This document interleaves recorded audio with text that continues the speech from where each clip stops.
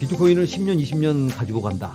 매우 좋은 선택이라고 봅니다. 본인의 성향에 맞춰 투자하는 건데 본인이 네. 어차피 10년, 20년 보는 거라면 굳이 매도할 필요 없습니다. 적립식 투자와도 연결되는 건데 어차피 그렇게 네. 보는 거면 돈 있을 때마다 산다. 이것도 네. 매우 좋은 선택이다. 이걸 하고 있는 사람이 바로 마이클 세일러입니다. 마이클 세일러한테 아유 당신 투자 잘못하네 이렇게 말할 사람이 몇 명이나 있을까? 충분히 좋은 선택이다라고 말씀드리고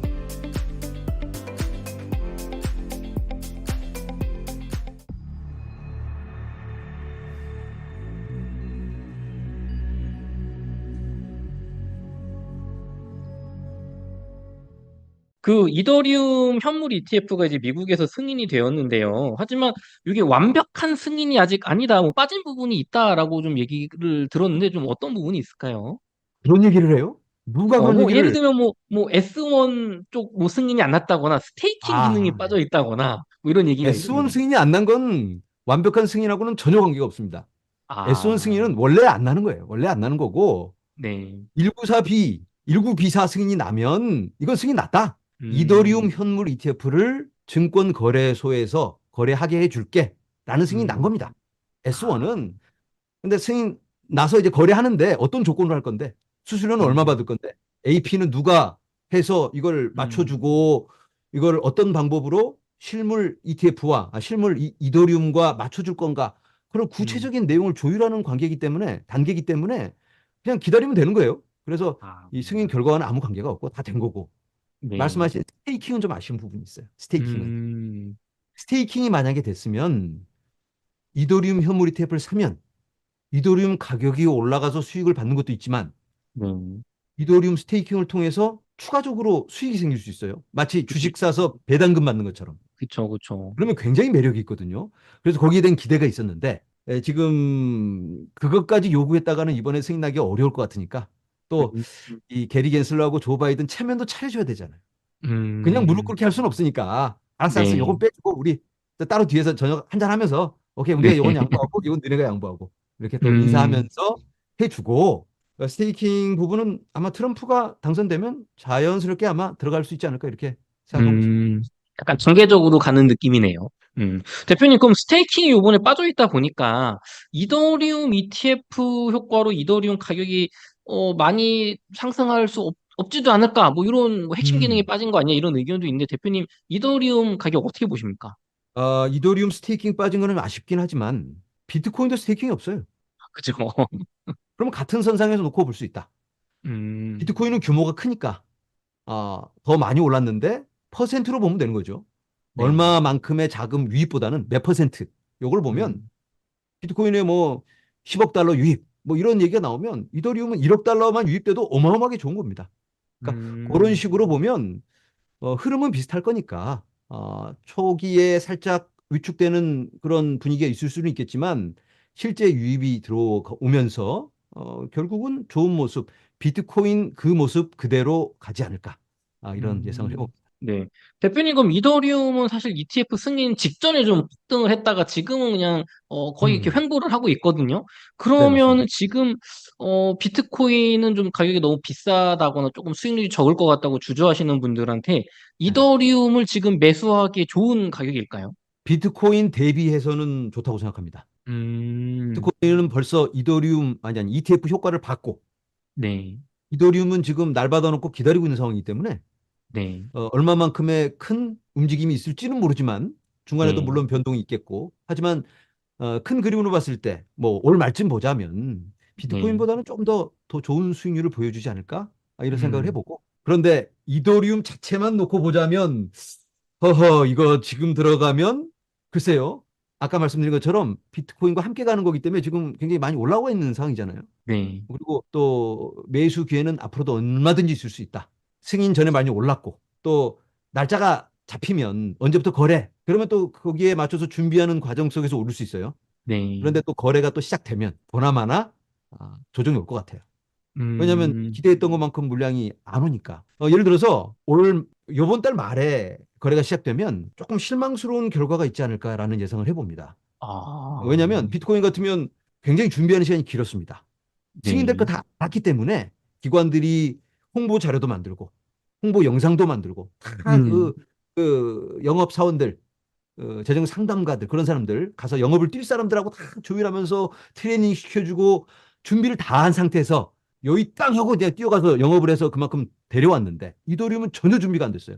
왜냐하면 음. 테슬라도 몰랐거든. 아, 통과될 줄 TJ 몰랐으니까. 몰랐으니까. 그런데 갑자기 기관들도 몰랐어요. 캐시우드, 블랙록 깜짝 놀랐어요. 아니 안 될 줄 음. 알았는데 갑자기 화요일 날 아침에 서류 제출해. 이번 주 안에 결정 내려야 돼. 이러니까 그지 서류 제출 안 하고 홍보 영상 전혀 없습니다 지금. 그러면 이제 음. 부랴부랴 홍보 자료 만들고 있는데 그러면 재정 상담가들은 전혀 준비가 안 됐다는 얘기예요. 그런데 그쵸. 준비된 게 있어요. 준비된 건 그레이스케일의 물량. 음. 비트코인의 GBTC 물량 때문에 처음에 비트코인이 굉장히 큰 조정을 받았어요. 그런데 네. 이더리움 현물 ETF는 그레이스케일 물량이 기다리고 있습니다. 이거. 납급 해제예요. 음.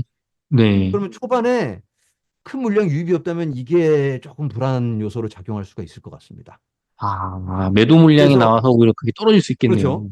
그러면 기관들이 제대로 영업을 못 띄워주면 초반에는 유출되는 물량이 더 많을 수 있다는 얘기죠. 그래서 음. 매수의 기회는 앞으로도 얼마든지 있을 수 있기 때문에 조금 더 보수적인 선택을 하는 게 좋겠다. 이런 말씀 드립니다. 네. 대표님, 그럼 또 이제 이더리움까지 얘기를 해봤는데, 사실 알트코인은 뭐 솔라나도 있고, 아발란체도 있고, 뭐 밈코인도 있고 되게 다양한 분야가 있지 않습니까? 네네. 대표님은 좀 알트코인에 투자를 하는 것 자체는 좀 어떻게 생각을 하시는지요? 일각에서는 비트코인만 사야 된다. 또 이런 비트맥시적인 주장도 있거든요. 저는 매우 좋은 선택이라고 생각합니다. 음. 기회가 있는 거잖아요. 코인에. 음. 예를 들어서 삼성 주식에만 투자해야 될까요? 성장주에 음. 투자해도 됩니다. 좀, 거기에 투자 기회가 있다면. 음. 그래서 이걸 투자적인 관점에서 얼마 오를 건가로 보기보다는 이 기술의 혁신을 봐야 될 것 같아요. 알트코인을 통해서 이루어지는 게 뭔데? 비트코인만 있으면 되지. 과연 그럴까? 음. 알트코인을 통해서 어마어마한 혁신이 이루어지고 있고 더 이루어질 겁니다. 지금 많은 기관들이 예상하고 있는 게 AI를 얘기하고 있죠. 네. AI.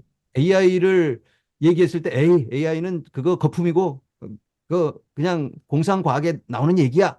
이렇게 요즘 음. 얘기했다가는 어디 가서 끼지도 못합니다, 대화에. AI는 음. 현실이잖아요.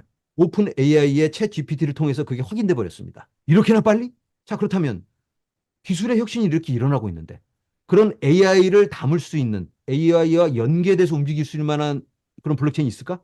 비트코인에서 트랜잭션 만들고 블록 만들려면 10분 기다려야 돼요. 10분 기다렸다 블록 만들어서 AI를 지원해 줄 수 있을까? 자산의 음. 토큰화가 이루어진다면 AI가 뭔가 결정을 내려야 되고 실생활에서 뭔가 우리가 생활 속에서 결제가 일어나고 뭔가를 사고 움직이고 우리 집을 토큰화 시켜서 실시간으로 팔고 경매에 붙인다면 저요 경매가 막 실시간으로 올라가는데 그걸 비트코인으로 해결할 수 있을까? 알트코인 플랫폼이 필요합니다. 이더리움 같은 솔라나 같은 그런 플랫폼 위에서 수많은 프로젝트가 얹어져서 그 꿈을 이뤄내는 건데 그런 음. 프로젝트 없이 베이스 레이어 비트코인만 있다면 어렵죠. 지금의 이 음. 혁신을 금덩어리로만 보자면 비트코인은 디지털 금이고 충분히 좋다. 그거면 괜찮습니다. 그러면 비트코인만 네. 있으면 됩니다. 디지털 금까지만 바라본다면 지금의 혁신을. 네. 하지만 그 다음 단계, 지금의 이 혁신이 4차 산업혁명이 어쩌면 그보다 더 많은 것들을 요구할 수 있다라고 생각된다면 음. 더 그 이상의 걸 우리가 예상하고 네. 바라보고 꿈을 키워놔야 되겠죠.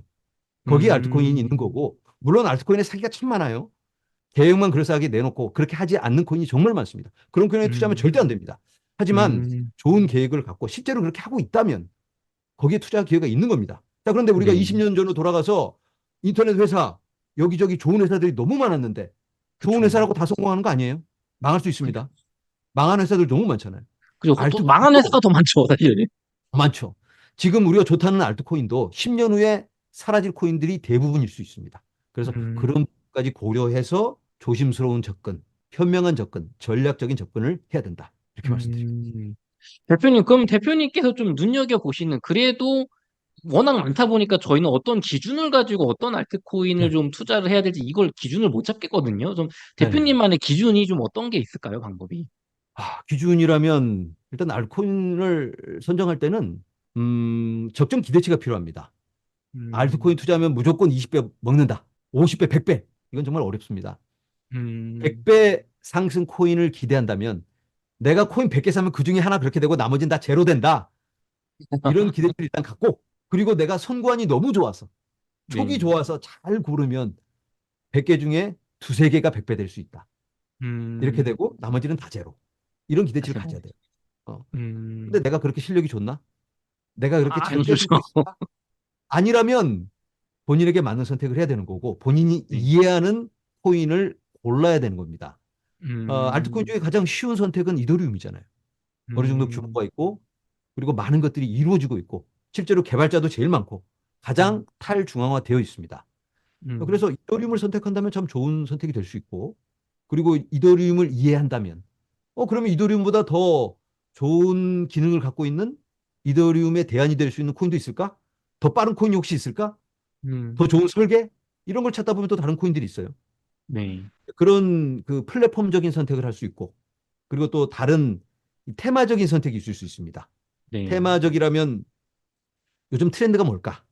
음, 요즘 시장이 기대하고 있는 시장 참여자들의 가슴을 뜨겁게 달궈줄 수 있는 그런 코인은 뭘까?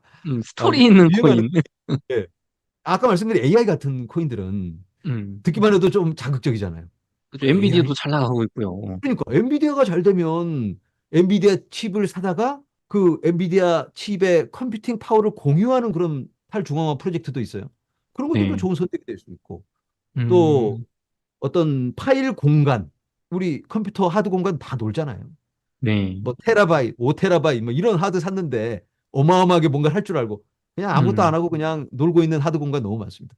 그런 네, 거 나눠주고 대여해서 그걸로 또 코인을 받는 그런 공유 프로젝트가 있고 그런 걸 이제 디핀이라고 합니다. 디핀은 네, 실생활에 사용되는 인프라 그런 걸 음, 받쳐주는 프로젝트가 있고 AI 프로젝트라면 요즘 합병되는 막 AI 대형 프로젝트까지 있어요. 그런 음, 것, 또 그런 플랫폼을 제공하는 이더리움이 이제 가장 큰 플랫폼이긴 한데 AI에 최적화되어 있는 플랫폼도 있습니다.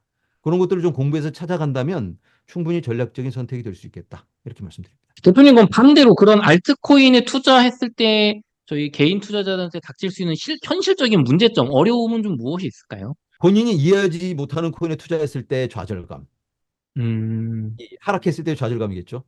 음, 충분히 그런 본인이 또 이제 타임 프레임을 정해놔야 되는데, 나 이 정도 코인이면 내가 1년 정도는 가지고 있을 수 있겠다. 코인 바닥에서는 1년이면 장기 투자다. 이렇게 또 얘기하는데, 네, 1년 보고 투자한다라고 말은 했는데, 일주일 만에 떨어지니까, 사기야, 역시. 이러면 안 된다는 거죠. 그래서 음, 이해하고, 그, 타임 프레임을 맞춰서 1년 갖고 있다 보면, 그럼 그 정도 기간 안에 이 정도 상승을 기대한다면 거기에 맞춰서 투자를 해야 되는 거고, 네, 어, 단기적인 하락은 충분히 있을 수 있고 또 여러 변수가 있을 수 있다. 이런 것들을 잘 우리가 기억을 해야 되는 거고. 그리고 이제 코인마다 특히 시총이 낮은 코인들은 더 변수가 크고 더 민감하게 반응합니다. 그럼 내가 어떤 특정 코인을 골랐다면 이 코인에게 작용할 수 있는 변수는 뭔가? AI 코인이라면 음, 엔비디아 실적 보고를 잘 봐야 되겠죠. 네, 그리고 오픈 AI가 뭘 발표하나 이런 것들 잘 봐야 되는 거고. 음, 음, 또 요즘 유행하는 게 자산의 토큰화입니다. 그걸 블랙록이 주도하고 있는데 RWA라고 해요. 실물 네, 자산의 토큰화. 그런데 투자하고 있다면 레디 핑크의 입만 보고 있어야 됩니다. 레디 음, 핑크가 방송에 나와서 무슨 코인 언급하나, 어느 플랫폼 음, 언급하나. 이제 그런 것들을 보고 이제 또 그 중에서도 시총이 낮은데 투자하고 있다. 그러면 음, 조금 더 민감하게 반응을 할 테니까 음, 본인마다 수위 조절을 잘 해야 되는 거고 음, 가능하면 좀 안정적인 코인에 투자하는 게 좋겠다라는 말씀 드려요. 100배 코인 노리지 어, 말고 네, 10배도 충분히 좋은 선택이다. 그쵸. 10배 주식 투자하시는 분들한테 10배 수익 어떻게 생각하세요? 그러면 우와 세상에 경제가 대박이다, 있어. 그러죠. 사기지. 그렇게 얘기하잖아요. 근데 코인 네, 투자하시는 10배 수익? 음, 에이 1년 10배 수익은 한 달 안에 해야지 적어도. 이런 기대치를 갖다 보니까 실망감도 큰 것 같아요. 그렇게 안 돼. 음, 그리고 또 100배 수익 뭐 이렇게 보면 네, 10배까지도 10배 수익이 안 되고 9배 수익 됐습니다. 그럼 10배 가야 되니까 기다리다가 시즌 종료를 맞이하는 경우도 있습니다. 음, 그리고 이 위험적인 알트코인에 투자한다면 조금 더 보수적으로 조금 더 일찍 수익 실현하고 너무 욕심 좀 부리지 말자. 이런 말씀을 드립니다. 네. 대표님, 그럼 저희 시청자분들께서, 그래, 나도 알트코인의 일부, 이제 너무 비트코인에만 넣지 않고 조금 일부, 음, 어느 정도 약간은 좀 공격적인 투자를 좀 해야 되겠어, 이렇게 마음 먹으신 분들도 있지만, 중요한 거는 어디서부터 좀 이렇게 좁혀나갈지 감을 못 잡는 분들이 있거든요. 그러면 대표님이 그래도 좀 사라는 건 아니고 그 매수 추천은 네. 아니지만 네네. 관심 가지고 공부해 볼 만큼의 어떤 안정성과 한 10배, 뭐 5배, 10배 정도 수익을 좀 볼 수도 있는 가능성이 있는 그런 괜찮다고 생각하시는 한번 공부해 보셔라라고 하고 언급 정도 해 주실 수 있는 그런 코인 한 3개만 좀 이게 뽑아 주실 수 세 있을까요? 개만. 네, 3개만. 일단은 뭐 매수 가장 추천은 쉽게 아닙니다, 말씀드릴 여러분. 수 있는 건, 네. 안정적인 수익을 원하신다면 비트코인, 이더리움인데, 조금 더 네. 공격적인 성향을 가지신 분들은 솔라나. 솔라나. 솔라나는 매우 좋은 선택일 수 있을 것 같고, 니어 프로토콜. 음. 그리고 AI 코인 중에 이번에 합병되는 ASI라는 코인이 있는데, 아직은 안 나왔어요. 패치 네. AI입니다. 패치라는 코인인데, 예, 네. 그런 코인들이 있고, RWA에서 나름 규모가 큰 온도. 온도. 이런 프로젝트가 있을 것 같고요. 파일 저장 프로젝트, Rweave. 그 정도 세 개만 말씀드려야 되는데 너무 많이 제가 그냥 생각나는 대로 말씀드렸는데 네. 이 정도 프로젝트면 공부를 좀 한번 해보고 그게 네. 도대체 뭐 하는 프로젝트인가. 제가 섹터별로 몇 개 이렇게 말씀을 드렸는데 네. 본인이 좀 공감하신다면 또 코인마다 본인에게 맞는 코인이 있어요. 주식 투자할 때도 본인이 이해하고 또 좋아하는 그런 분야가 있잖아요. 어떤 네. 분들은 전기 자동차를 좋아하시는 분들은 그쪽에만 들어가는 거고 또 네. 금융 좋아하시는 분들은 그쪽에만 하듯이 코인도 섹터가 있으니까 본인에게 음. 맞는 선택을 하면 또 관심 가지면 더 리서치를 더 잘할 수 있으니까 그러면 좋은 선택. 뭐 암호화폐 불장하면 네. 비트코인이 먼저 막 이렇게 폭등을 하고 한 달 정도 있다가 이더리움이 따라서 폭등을 하고 그 다음에 뭐 알트코인 불장 온다 뭐 이런 얘기도 있는데 네. 어 실제로는 그렇게 뭐 움직이지 않는다고 들었거든요. 저는 또 한쪽에서 듣기로는 알트 네. 불장은 상당히 늦게 온다. 뭐 네. 이런 얘기도 들었는데 어떤 게 좀 맞는 건가요? 일반적으로 사람들이 얘기하는 찐떡상. 예. 찐떡상은 사이클의 후반부죠. 후반부. 음. 2021년으로 치면 한 3, 4월 정도 한 네. 번 왔고 그리고 11월에 왔고 그 전에는 비트코인이 먼저 쏘고 네. 알트는 쫓아가는 정도. 비트코인이 쏘면 음. 알트는 쫓아가는 정도. 그러다가 어느 순간이 되면 나 몰라 하고 그냥 알트가 먼저 달려가 버리죠. 비트코인 보지도 않고 그냥 음. 혼자. 네. 그런 상황이 오고 그런 상황은 이제 개인 투자자들의 진입에 의해서 이루어지는 거죠. 개인 네. 투자자들이 조금 더 공격적인 선택을 하고 비트코인 사서 언제 돈 버나. 그래서 알트 사고. 알트에 알트. 그리고 이제 음. 기관적인 관점에서 봐도 또 기관들이라고 해서 모두 다 비트코인을 사는 것만은 아닙니다. 해치펀드 음. 정도 되는 그 정도. 아니면 또 기회주의적인 기관도 있습니다. 그런 기관들은 비트코인에서 조금 더 많이 오를 수 있는 코인으로 음. 옮겨가는데 어떤 전략이냐면 개미들이 올라탈 수 있는 알트코인. 본인들이 불을 질러 놓으면 개미들이 올라타면 떠넘길 만한 코인을 찾아요. 그래서 그런 코인들도 충분히 알트코인 중에 그렇다면 조금 더 규모가 있는 코인들일 테니까 그런 것들을 네. 한번 볼 필요도 있다. 말씀드립니다. 아, 대표님, 슈퍼코인 투자지도 151페이지의 알트코인은 초위험 자산이 맞다. 그런데 알트코인에 대한 부정적 인식이 생긴 중요한 원인은 알트코인 자체보다 잘못된 투자 방식에서 찾아야 한다고 말씀해 주셨습니다.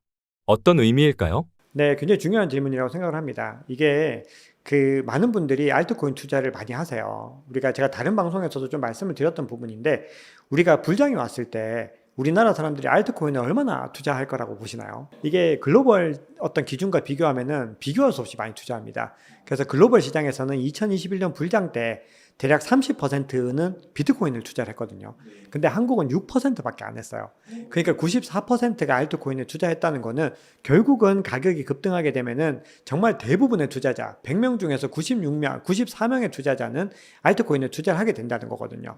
근데 우리가 그때 투자를 할 때 어떤 기준으로 투자를 하는지 살펴보시면은 알트코인 투자의 방법이 왜 잘못되었는지를 알 수가 있습니다. 첫 번째는 대부분의 투자자분들이요, 유튜브의 의견을 듣고 투자를 하십니다. 그러니까 이 투자의 어떤 관점에서 이 코인이 왜 좋은지를 인지하지 못하신 상태에서 투자를 하는 경우가 많이 있다는 거예요. 예를 들어서 이 코인이 어떤 용도인지, 그리고 이게 발행량은 어느 정도 되는지, 이런 아주 기본적인 어떤 기준들도 없이 정말 어떤 섹터인지도 모르고 투자하는 경우가 많이 있다는 거야. 그게 첫 번째로 가장 잘못된 투자 방법이죠. 그렇게 했을 때는 거의 대부분이 실패할 수 있습니다. 자, 두 번째는 개인적으로는 사실 더 중요하다고 생각을 하는데요. 대부분이 잘못된 타이밍에 투자를 합니다. 자, 이게 어떤 의미냐면은 알트코인은 기본적으로 펌프 앤 덤프가 매일마다 일어납니다. 자, 이 펌프 앤 덤프라는 거는 어떤 특정 세력이 인위적으로 가격을 끌어올렸다가 개미들이 들어오면 던지고 도망가는 전략이죠. 이 펌프 앤 덤프가 계속해서 일어나는데 알트코인을 투자해야 되는 시기는 기본적으로 펌프가 아닌 덤프의 끝자락에서 투자해야 됩니다. 그러니까 한번 뜨고 나서 가격이 바닥을 치고 또 치고 완전히 바닥을 잡았다라고 생각되는 그 구간을 잡아야 되는데 대부분의 분들은 가격이 오르면 거기에다가 마음이 조급해서 올라타 버리신다는 거죠. 그렇게 되면은 아무리 좋은 코인도 실패를 하시게 됩니다. 아무리 좋은 코인도 계속해서 오르지 않습니다. 펌프 앤 덤프를 계속해서 반복하면서 우상향을 하게 되거든요. 그러니까 결국은 덤프의 마지막 구간을 잡는 전략들을 잘 잡아가셔야 됩니다. 그래서 제 책에서는 어떻게 하면 펌프의 그 바닥 구간을 잡는지를 온체인 지표를 보는 방법들을 알려드리고 있는 거죠. 그래서 그 부분들을 보셔야 되고, 마지막 세 번째는 많은 분들이 본인이 가지고 있는 코인에 좀 무의미한 애정을 쏟으시는 경우가 있어요. 가령 예를 들어서 옛날에 사서 물려있는데 가격이 이제 물려있는데 이거를 돈이 생기면은 여기에 물타기를 하시는 거예요. 근데 그 방법이 생각보다 좋은 방법이 아닙니다. 특히나 내러티브가 많이 지나간 코인들은요, 가격이 생각보다 잘 안 오릅니다. 그래서 이번 대세 상승장을 새롭게 준비하시려면은 오히려 그런 코인들은 일단 관망을 하시고요. 새로 만들어진 코인들, 내러티브가 신선한 코인들 위주로 투자를 하시는 것이 더 유리한 전략입니다. 왜냐하면 오래된 코인들은요, 매물대가 너무 다양하죠. 그래서 조금만 오를만 하면은 다들 팔아버리세요. 다들 빨리 도망가고 싶거든. 그래서 팔아버리고 조금만 오르면 팔아버리고 이게 반복이 되는데, 그 구간을 우리가 이제 은어로 시체라고 부르거든요. 그래서 이 시체 구간이 많은 옛날 코인들보다는 만약에 지금 새로운 관점으로 시작을 하신다면은 신선한 내러티브를 가지고 있는 신규 코인을 조금 더 주목하시면은 훨씬 더 좋은 수익률을 거두실 수 있다. 이렇게 말씀드릴 수 있겠습니다. 많은 분들이 알트코인은 99%가 스캠이고 사기라고 생각하고 불장의 단순 도박으로 생각하고 있는데요. 그렇지 않은 건가요? 관점이 조금 잘못된 부분들이 있습니다. 자, 기본적으로 우리가 99%의 알트코인이 사라진다. 요 관점은 저는 동일하고 있습니다. 왜냐하면 너무 많은 코인들이 있는 거죠. 그런데 99%가 스캠이어서는 아닙니다. 사실은. 근데 물론 민코인처럼 무의미하게 발행된 코인도 너무 많이 있습니다. 근데 지금은 민코인도 어떤 재조명이 되고 있고 가치가 다시 이제 재조명이 되고 있지만, 그럼에도 어떤 특정한 기능들을 가지고 있지 않은 코인들이죠. 그래서 그런 코인들은 스캠이고 사기라기보다는 우리가 어떤 일정 부분 내러티브들이 갈 수 있는 어떤 한계가 있다라고 보시는 게 더 정확할 것 같아요. 그리고 두 번째는 너무 많은 코인들이 있기 때문에 결국은 우리가 한정된 수요에서 이 코인들이 가격이 상승하게 되는 거죠. 근데 거기서 선택을 받을 수 있느냐 없느냐의 문제라고 봐야 됩니다. 그래서 결국은 우리가 1% 반드시 오르는 알트코인을 고를 때 핵심적인 전략, 즉 99%가 아닌 1%를 고르는 방법은 이 시장에서 이번에 가장 큰 주목을 받을 수 있고 가장 좋은 내러티브를 형성해서 가격이 상승할 수 있을 것인가, 그걸 첫 번째로 봐야 되고, 두 번째는 바로 내러티브를 봐야 된다는 거죠. 그래서 제가 가장 서두에 말씀드렸던 그 관점들을 알트코인에서는 굉장히 깊이 있게 따져보셔야 됩니다. 네, 이거는 결국은 같은 이야기들이 좀 반복될 수밖에 없는 부분들인데, 내러티브를 봐야 된다라는 부분들은 결국은 시장에서 어떤 흐름들이 만들어지고 있는지를 보셔야 됩니다. 자, 우리가 가령 이런 예를 한번 들어볼게요. 최근에 요건 이제 투자를 하시라는 관점이 아닙니다. 2017년에 이더리움이 굉장히 많이 떴죠. 근데 2021년에는 솔라나가 주인공이었습니다. 그러면 지금 이 시점에서 과거 이더리움과 솔라나 다음에 어떤 바통을 이어받는 프로젝트들은 무엇인가? 그걸 한번 생각을 해보셔야 되거든요. 그럼 여러 가지 후보군들이 많이 나와요. 레이어온 프로젝트 중에서는. 그 중에서는 대표적으로 톤코인 들어보셨나요? 톤코인이라고 해서 텔레그램에서 만든 프로젝트가 있습니다. 그런데 그런 프로젝트들이 지금 현재는 굉장히 많이 고평가되어 있습니다. 그래서 타이밍을 말씀드렸죠. 절대로 지금 타이밍에 사시는 것들은 자제를 하셔야 되고, 우리가 타이밍을 잘 보셔야 되는데, 그 생태계에서 만들어진 코인 중에서 최근에 낫코인이라고 해서 굉장히 급등한 또 민코인이 있거든요. 그래서 이런 흐름들, 새롭게 만들어지는 생태계의 흐름들을 보셔야 되겠죠. 그리고 두 번째로 생태계가 새롭게 태동되는 걸 보셔야 됩니다. 가령 예를 들어서 과거에는 이더리움 생태계가 최고였다면은 지금은 비트코인 생태계가 뜨고 있고 솔라나 생태계가 뜨고 있거든요. 그럼 이번 대세 상승장에서는 이 두 가지 생태계를 또 주목해 보실 필요가 있겠죠. 자, 그리고 이더리움이 덴쿤 업그레이드 이후로는 또 이더리움에서 레이어 2 생태계가 뜨고 있죠. 그럼 어떤 레이어 2가 지금 뜨고 있는가를 살펴보면은 베이스 생태계가 뜨고 있거든요. 그럼 여기서도 새로운 프로젝트들이 많이 태어날 수 있겠죠.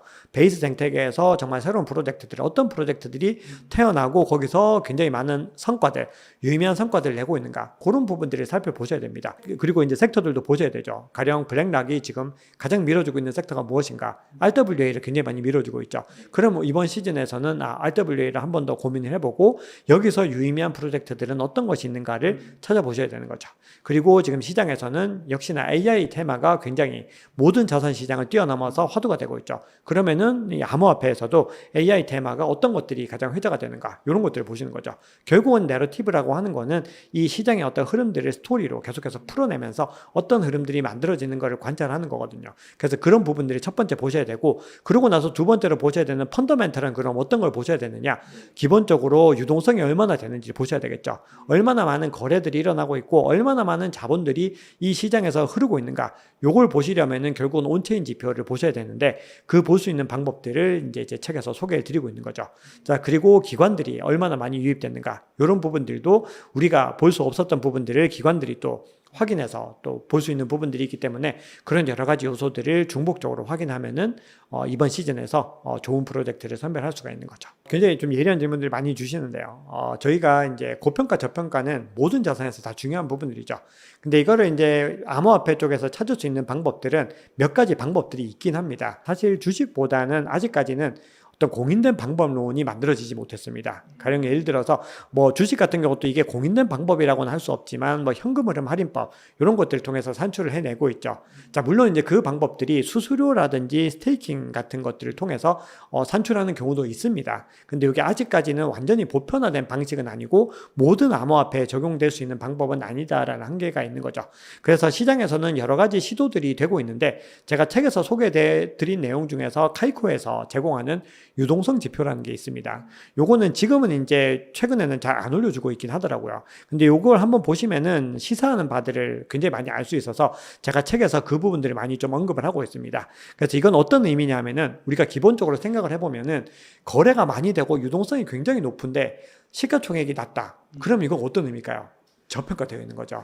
저평가되어 있는 거죠. 근데 유동성도 별로 없고 막 거래도 별로 안 되는데 괜히 시가총액만 높다. 그러면은 그거는 고평가되어 있는 겁니다. 그럼 둘 중에서 지금 시즌에서 어떤 걸 골라야 되는지 생각을 해보면은 답을 알 수가 있는 거죠. 저평가된 것을 골라야 되는 겁니다. 근데 이 방법은요, 이 코인 프로젝트가 가치가 있냐 없냐의 문제와는 무관합니다. 이거는 단기적으로 너무 많이 거래가 되거나 너무 많이 상승을 해가지고 일시적으로 고평가가 된 거기 때문에, 이 분기에 이걸 거르고 나면은 다음 분기에선 또 매입을 할 수도 있는 것이기 때문에, 이거는 어떤 펀더멘탈, 장기적인 펀더멘탈보다는 현 시점에서 고평가, 저평가 여부를 확인하는 것이다. 이렇게 볼 수가 있습니다. 또 두 번째는요, 우리가 디파이 라마라고 하는 사이트에 가보시면은 거기서 제공하는 지표 중에서 TVL이라는 게 있습니다. 이 TVL은 토탈 밸류 락드라고 해서 이 블록체인이나 디파이 서비스에 예치되어 있는 자본의 총량을 의미하거든요. 근데 자본의 총량이 일단 기본적으로 많으면은 좋은 코인이겠죠. 기본적으로는 상대적으로 안정적이다라고 생각을 합니다. 그런데 여기에 덧붙여서 이 시가총액 대비로 이 TVL이 어떤지 확인해 보면 또 알 수가 있습니다. 가령 예를 들어서 TVL이 많은데 시가총액이 낮아요. 그러면은 저평가된 거죠. 근데 TVL이 굉장히 생각보다 높지 않은데 시가총액이 높다. 이거는 이제 고평가되어 있을 가능성이 높습니다. 그래서 이것들을 가지고서도 우리가 어떤 고평가된 프로젝트와 저평가된 프로젝트를 구분할 수 있죠. 그리고 마지막 세 번째는 토큰 터미널 같은 사이트, 굉장히 비싼 유료 사이트인데, 이런 데 가시면은 수수료 수익 대비로 얼마나 많이 저평가되어 있는지 확인할 수 있습니다. 요거는 상대적으로 조금 더 정확도가 높겠죠. 왜냐하면 이 플랫폼에서 혹은 이 블록체인에서 실질적인 수수료 수익이나 이런 거래들이 일어나는 그런 부분들을 가지고서 멀티플을 산출한 것이기 때문에, 요걸 가지고 환산을 하는 수치들은 조금 더 객관적으로 볼 수가 있습니다. 그래서 이런 수치들 확인하시면은 우리가 현 시점에서 투자해야 될 코인과 일단 한 번 더 관찰해야 될 코인들을 좀 구분하실 수가 있습니다. 슈퍼코인 투자지도 159페이지의 저평가 코인을 찾기 위한 다음 지표는 저명한 투자기관과 VC가 투자한 프로젝트이다. 사이퍼 헌터와 루트 데이터 등의 사이트에서는 VC 포트폴리오를 한 곳에서 조회할 수 있다라고 적어주셨습니다. 알트코인에도 벤처캐피탈 회사가 투자를 하고 있는 건가요? 네, 알트코인은 엄청나게 많이 투자를 하고 있습니다. 사실 우리가 이게 이제 어떻게 보면은 알트코인의 장점이면서 단점이기도 합니다. 이게 어떤 의미로 장점이냐 하면은 기본적으로 기관들이 많이 투자하는 어떤 프로젝트들은 신뢰성이 조금 더 있겠죠. 그리고 두 번째로 그런 코인들에 이제 많은 또 자금들이 몰리게 되기 때문에 우리가 투자를 해야 될 수 있는 어떤 프로젝트들의 어떤 범위들을 좀 좁혀준 역할을 해요. 우리가 가령 예를 들어서 투자를 할 때 기관이 한 20곳이 투자하는 회사랑 기관이 한 곳 투자하는 회사 중에 선택하라고 하면은 아무래도 20곳 투자한 것에 투자를 하게 되고, 그리고 더 우리가 많이 이름 들어본 회사가 투자한 곳에 더 투자를 하게 되거든요. 그래서 그 가이드를 삼을 수 있는데, 아무래도 너무 많은 회사들이 투자를 하다 보면은 우리가 어떤 대중에게 공개되기 전에 가치가 고평가되어 있는 경우가 많습니다. 이제 이게 어떤 의미냐면은 시드 투자 때부터 그리고 시리즈 A, B, C 거치면서 계속해서 이 기관들이 돈을 대줬잖아요. 그러고 나서 상장을 했을 때는 이미 처음에 만들어졌던 당시보다 가격이 한 100배에서 많게는 뭐 몇백 배 이상 상승이 되어 있는 상태예요. 그 상태에서 상장이 되게 되면은 개인 투자자들이 먹을 수 있는 양이 어떻게 될까요? 상대적으로 적을 수가 있겠죠. 그래서 기관들이 투자된 상품들을 볼 때도 그 구간들을 같이 확인하셔야 됩니다. 그래서 그것들을 확인하기 위한 지표들도 또 책을 통해서 확인해 보실 수가 있고요. 또 이제 중요하게 봐야 되는 거는, 그러면은 이 기관들이 어떤 프로젝트에 투자를 하고 있는가, 요거는 아까 말씀해 주셨던 루트 데이터나 사이퍼 헌터 가시면은 나오게 되는데, 제가 요즘에 많이 뜨고 있는 온도 파이낸스 한번 검색을 해보니까 지금 보시면은 사진이 나갈 텐데 대략 한 20개 이상의 회사들이 지금 투자를 한 것들을 확인할 수가 있죠. 그리고 투자한 회사들도 살펴보면은 뭐 판테라, DCG, 코인펀드, 코인베이스 벤처스, 파운더스 펀드, 뭐 이런 굵직굵직한 회사들이 많이 들어와 있는 걸 확인할 수가 있습니다.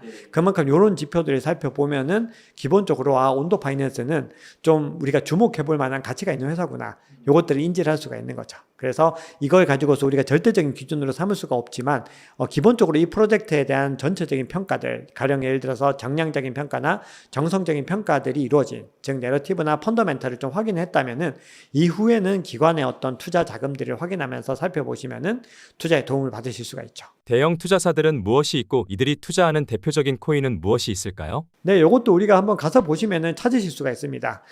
보시면은 앤드리슨 호로위츠, A16인지 들어보셨죠? 이런 회사들이 있고, 그리고 판테라 캐피탈, 뭐 세콰이어, 패러다임, 코인베이스 벤처스, 갤럭시 디지털, 뭐 여러 회사들이 있습니다. 요거를 사이퍼 헌터나 이런 루트 데이터 같은 데 가서 보시면은 쭉 확인하실 수가 있어요. 그리고 그 회사들 한번 찍어서 들어가 보시면은, 가령 판테라 캐피탈 한번 찍고 들어가 보죠. 들어가 보면은 뭐 스타크넷이나 온도 파이낸스, 아비트럼, 멘틀, 리플, 폴카닷, 코인베이스, 뭐 에보, 더블록, 굉장히 많은 크립토 관련된 어떤 프로젝트들에 투자하고 있는 걸 확인할 수가 있죠. 여기에는 특정 프로젝트도 있고 주식도 있고 거래소도 있습니다. 그래서 우리가 한번 확인하시면서 여기에서 어떤 프로젝트에 투자했는지를 살펴보시면은 기본적인 가이던스를 잡으실 수 있는 거죠. 그런데 우리가 기관 투자자들의 어떤 포트폴리오를 볼 때도 굉장히 중요한 게 몇 가지가 있습니다. 대표적으로 이제 봐야 되는 부분들은 얼마나 많은 물량을 넣는지가 중요합니다. 뭐 조금 뭐 아주 이 기관들을 봤을 때는, 일부 그렇게 봤을 때는 의미가 없을 수 있죠. 그래서 얼마나 많은 물량을 넣는지가 중요하고, 그 이상으로 중요한 게 언제 넣는지가 중요합니다. 만약에 투자한 지가 오래됐다라고 하면은 그 프로젝트는 영향가가 없을 수가 있어요. 왜냐하면은 그 정도 되면 많이 올랐거나, 그래서 탈출 준비를 하고 있거나, 아니면은 이 기관들이 투자에 실패했거나, 이런 어떤 시그널로 볼 수가 있는 거거든요. 그래서 그런 부분들을 보시고, 그리고 어떤 기관들이 들어와 있는가, 이런 것들을 확인하셔가지고 전체적으로 확인을 해보시면은 우리가 투자를 할 때 가이드를 만들어낼 수가 있죠. 작가님께서 판단하시기에 여러 지표상 그래도 관심 가져볼 만하다고 판단되는 알트코인들은 무엇이 있을까요? 3개만 소개 부탁드리겠습니다. 네, 우리가 뭐 너무 많이 들어본 코인이어서 너무 시시해 이러실 수도 있습니다만은, 근데 우리가 마켓 타이밍을 최대한 덜 고려하면서 투자를 하기 위해서는 결국은 안정적인 투자를 하셔야 돼요. 그리고 기본적으로 만약에 내가 초보 투자자시다, 그리고 투자 경험이 적으신 분들은 딱 요 정도 말씀드리는 코인만 투자해도 사실은 저는 좀 충분하다라고 생각을 하거든요. 그래서 대표적으로 어떤 안정성들을 확보하고 있는 프로젝트들을 좀 말씀드리면은, 기본적으로 내가 안정적인 어떤 포트폴리오를 만드시겠다 하면은 비트코인과 이더리움은 당연히 들어가야 되니까 빼겠습니다. 요거는 제 양심적으로 이건 뺄게요. 요거 빼고 솔라나와 체인링크와 아발란체 정도가 들어가면은 기본적으로 좀 안정성을 확보하실 수가 있습니다. 왜냐하면 이게 이제 어떤 내러티브 대비 어떤 내러티브와 펀더멘털이 조금 확보가 되어 있는 프로젝트들인 거죠. 그 중에서도 솔라나까지 해서 이제 비트코인, 이더리움, 솔라나 정도를 담으시면은 초보 투자자분들은 그냥 이번 시즌에 그렇게 가셔도 됩니다. 사실은 더 욕심 안 부리셔도 다른 자산과는 비교할 수 없는 퍼포먼스를 낼 것이다라고 생각을 하고 있고요. 거기에 덧붙여서 체인링크는 RWA에서 가장 중요한 프로젝트이면서 디파이에서도 중요한 프로젝트니까 들어갈 수 있고요. 그리고 아발란체도 어떤 비슷한 성격으로 들어갈 수가 있습니다. 자, 그리고 나머지 코인들은 어떻게 담으시면 좋으시냐 하면은 기본적으로 어떤 유망한 섹터의 대장주를 담으십시오. 그게 되게 중요합니다. 그래서 우리가 대장주를 봤을 때 AI 섹터 그럼 대장주 누굽니까? 뭐 월드코인입니까? 이렇게 물어볼 수도 있는데 기본적으로 월드코인은 어떤 AI 코인으로 엄밀하게 분류가 되지 않죠. 그래서 AI 코인에서 지금 현 시점에서 가장 주목해야 되는 프로젝트는 렌더 네트워크 같은 프로젝트들, 즉 GPU를 공유해준 이런 프로젝트들을 좀 주목하시는 게 좋습니다. 그래서 렌더 네트워크나 아니면은 뭐 아카시 네트워크 같은 이런 프로젝트들, 그리고 이제 곧 상장되는 뭐 IO.net 같은 프로젝트들을 좀 보시는 게 좋고요. 그리고 RWA 섹터에서는 앞서 말씀드렸던 온도 파이낸스 같은 프로젝트들 좋습니다. 그리고 AI 프로젝트 추가적으로 더 말씀드리면은 최근에 패치 AI와 그리고 싱귤레리티 넷과 그리고 오션 프로토콜 같은 프로젝트들이 합쳐져 가지고 ASI라고 하는 프로젝트로 또 토큰 병합을 했습니다. 그런 프로젝트들은 뭐 지금 들어가시라는 의미보다는 이번 시즌에 저평가 구간으로 가게 되면은 눈여겨보시면은 도움이 되실 것 같아요. 네, 194B라고 지금 이더리움을 기초로 한 ETF가 거래소에 상장될 수 있다. 이거를 승인을 한 거예요. 그래서 이제 미국에 있는 거래소들, CBOE라던가 이런 거래소들과 그리고 거래소들을 사용하는 자산운용사들, 이런 곳들이 이제 19B4라고 하는 폼을 먼저 제출을 해서 이게 승인이 된 거죠. 그러면은 이제 남은 거는 증권신고서 S1이라고 합니다. 이 증권신고서는 이제 그 증권 자체, 이더리움을 기초로 한 ETF가 어떻게 구성되는지, 뭐 어떻게 가격이 이더리움 가격을 따라가는지, 뭐 어떤 기능이 있는지 이런 것들이 다 들어가 있는 이제 신고서입니다. 요것도 승인이 돼야 이제 본격적으로 거래가 시작되는 거예요. 비트코인은 반대였어요. 비트코인 ETF는 먼저 S1 폼이 이 자산운용사와 거래소들 간에 왔다 갔다 엄청 하면서 SEC의 승인을 받아놓고 그 다음에 19B4가 승인됐었죠. 이게 이제 상장될 수 있느냐 없느냐를 가지고 다투고 상장될 수 있다라고 하니까 바로 이제 거래가 시작된 겁니다. 근데 이제 이더리움은 이번에 ETF가 승인됐는데 거래가 안 되는 이유가 뭐냐? 이 증권 신고서가 아직 논의가 시작되지 않았거든요. 이제 막 시작됐어요. 그래서 이거는 좀 시간이 걸려요. 이제 이 안에 어떤 게 담기고 어떤 게 빠져야 되는지를 거래소와 자산운용사와 그리고 SEC 간에 계속해서 백앤포스를 해야 되기 때문에 뭐 한 3개월 걸릴 거라고 보는 분도 있고 올해 연말은 돼야 된다고 보는 분도 있고 그렇습니다. 그게 비트코인 ETF와 좀 다른 점이었고 이게 이제 이더리움 ETF를 추진했던 자산운용사들 입장에서는 좀 깜짝 뉴스였어요. 19B 폼을 갑자기 SEC가 승인한 게. 19B 폼을 제출한 자산운용사들이 아무 SEC로부터 응답이 없었거든요. 제출은 해놨는데 뭐 어떻게 해라 이런 응답도 없으니까 뭐 시간 좀 걸리겠구나 이렇게 생각을 하고 있었는데 갑자기 SEC가 이제 월요일이었어요. 월요일 날 이거 수정 제출해라고 한 거죠. 뭘 수정 제출하라고 하냐, 뭐 스테이킹을 빼라 뭐 이러면서 수정 제출을 하라고 하는 건 뭐냐, 내가 승인할 테니까 빨리 이것만 고쳐가지고 다시 내라고 하는 거거든요. 그래서 다시 냈어요. 한 3일 만에 되게 급하게 막 수정해서 냈대요. 그랬더니 바로 다음날 승인된 겁니다. 왜냐면 목요일이 이제 그 승인 데드라인이었거든요. 그러니까 수요일 날 제출하고 다시 제출하고 목요일에 승인된 거예요. 그래서 저는 좀 실망했어요. 역시 실망했다기보다는 역시 이 정치적인 아젠다가 미국을 엄청 움직이는구나. 이 SEC도 결국 독립된 기관이 아니구나라고 생각을 했습니다. 왜? 월요일까지도 SEC가 이더리움 ETF로 승인될 가능성 25%였어요. 블룸버그에 따르면. 그러니까 아무 응답이 없는데 해줄 리가 없다 목요일까지. 근데 월요일에 갑자기 다시 제출해 하더니 목요일에 승인해버렸다?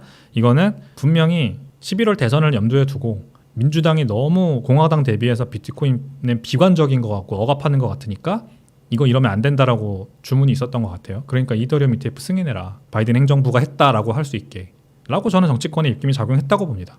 게리 겐슬러 의장이 SEC의 게리 겐슬러 의장이 그러니까 이더리움에 대해서 이게 증권이냐 아니냐를 명확하게 얘기한 적은 없지만 절대 아니라고 얘기도 안 하거든요.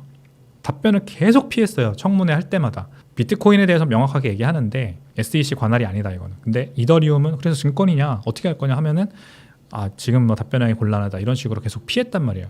그러면서 이더리움 ETF, 이더리움 스테이킹 서비스를 제공했던 코인베이스 거래소와 크라켄 거래소는 기소하고 미등록 증권 혐의로 기소하고 뭐 알트코인들도 솔라나 같은 거는 아예 미등록 증권으로 지정을 하고 기소를 해버렸습니다. 그러니까 이제 이런 SEC의 행간의 움직임, 지금까지 움직임들을 보면 이더리움 ETF 승인하는 거는 당연히 이더리움의 증권성 여부가 판별되고 나서 이게 증권이면 그동안 있었던 여러 가지 불법 행위들을 다 기소를 하고 처벌을 하고 나서 ETF를 승인해도 해야 되잖아요. ETF 승인하는 것 자체가 어떻게 보면은 인정한다는 꼴이 돼버리니까. 근데 그게 아니라 뭔가 이유가 있어서 ETF 승인해버렸어요. 입장도 명확하게 안 하고. 그거는 분명히 정치적인 입김이 있었다고 볼 수밖에 없고, 그러면은 미국도 뭐 별 수 없구나. 우리나라도 그렇잖아요. 정치적인 아젠다가 모든 논리를 지배해버리는 상황이 너무 많이 발생하는데 미국도 그렇구나 라고 하면서 저는 좀 실망을 했습니다. 거래소에서 이더리움을 사시면 그거는 그냥 아무것도 안 나와요. 이자가 안 나옵니다. 근데 그거를 거래소에서 이 스테이킹 서비스라는 걸 제공을 합니다. 뭐냐면 이더리움 블록체인 자체가 32 이더리움을 밸리데이터라고 하는 검증인들에게 주면 이 사람들이 그 32 이더리움만큼 블록을 검증할 때마다 나오는 이더리움 보상을 나눠주거든요. 그러니까 이자가 나오는 거죠. 이더리움 자체에 그런 기능이 있습니다. 그거를 스테이킹이라고 합니다. 스테이킹 박아놓는다. 여기다가 파킹을 해놓으면 그만큼 제가 이제 얼마를 파킹했냐에 따라서 그 비율만큼 이자가 나오는 거죠. 그리고 이자율은 지금 현재 한 3.5% 정도 됩니다. 연이율 기준. 이더리움으로 주어지는 거죠. 그러니까 이 기능이 있는 거죠. 근데 32 이더리움은 아무래도 너무 많잖아요. 일반 투자자들이 투자하기에는. 그래서 이거를 위임을 하는 사람들, 위임을 받는 사람들이 있습니다. 이거를 이제 뭐 리퀴디티 프로바이더 뭐 이렇게 얘기하기도 하는데 뭐 거래소들, 코인베이스 거래소랑 아까 크라켄 거래소가 기소당했다고 했죠. 이 거래소들이 그 서비스를 제공했거든요. 자기네가 고객들한테 이더리움을 받아서 이더리움 몇 개든 상관없잖아요. 그러면 뭐 쭉 모으면 32개 이상은 무조건 되니까 이것들 모아서 자기네가 직접 델리게이션, 위임자로서 이제 이더리움 블록체인에 스테이킹을 해주는 거죠. 여기서 이제 이자가 나올 거 아닙니까? 이거를 고객들한테 이제 나눠주는 겁니다. 이걸 했던 거예요. 이게 이제 스테이킹 에서 서비스라고 하는데 이거를 이제 이 SEC는 이거 미등록 증권이다. 왜냐면은 이제 그 거래소가 마음대로 했거든요. 거래소가 이제 이자를 받으면 그 이자를 자기네 수수료 떼고 그 다음에 나눠줬고 그 다음에 그 이율도 자기네가 결정했거든요. 계속해서 이제 이더리움 블록체인에 나오는 실시간으로 반영한 게 아니라 자기네가 결정을 했습니다. 그래서 이제 이거는 미등록 증권이라고 본 거죠. 그랬습니다. 그래서 스테이킹 기능이 있는데 이더리움이 ETF는 이 기능이 없어요. ETF는 못하게 했어요. 왜냐하면 스테이킹에서 서비스가 증권으로 SEC한테 기소를 받아놓은 상황이니까 SEC도 ETF는 승인하되 도저히 스테이킹까지는 승인을 못하는 겁니다. 그래서 19b4 폼에서 스테이킹 빼라고 한 거고 그래서 자산운용사들이 일단은 ETF 승인이 먼저니까 스테이킹 그래 우리 스테이킹 안 할게 이렇게 한 거예요.